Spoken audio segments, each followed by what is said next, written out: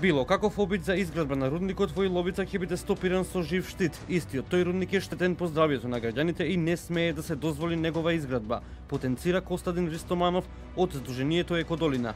На истиот став е Ангел Наков од Сдруженијето Спас за Гевгелија, кој пак вели дека идејата за градба на рудникот е катастрофална, доколку било кој се обиде да издаде дозвола, ќе се соочат со дојрански договор. Тој проект или тој елаборат за оценка на влијанието врз животна средина беше државна тајна, беше сокриен од јавноста, па и дури ден денеска го повикувам заменик министерот за екологија и за просторно урбаничко планирање Јани Макадули да дозволи на јавноста тој фамозен проект да види светлост на денот, да прочитаме и од тогаш ќе се увериме зошто има државна тајна. И се уште веруваме дека ова влада ќе го стопира проектот рударство во Македонија. Воспротивно, најавуваме дојрански договор.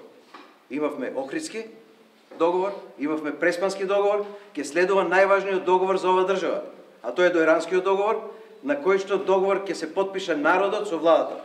Народот ќе ја натера владата да седне и да потпише дека во оваа држава ќе нема рудници.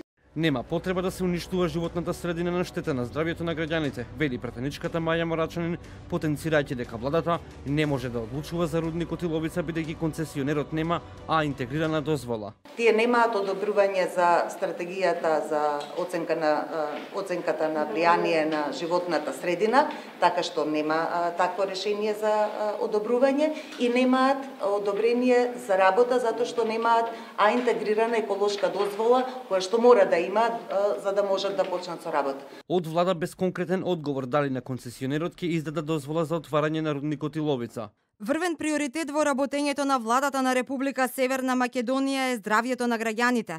И затоа приносењето на каква било одлука, владата пред се ја зема предвид заштитата на здравјето на луѓето.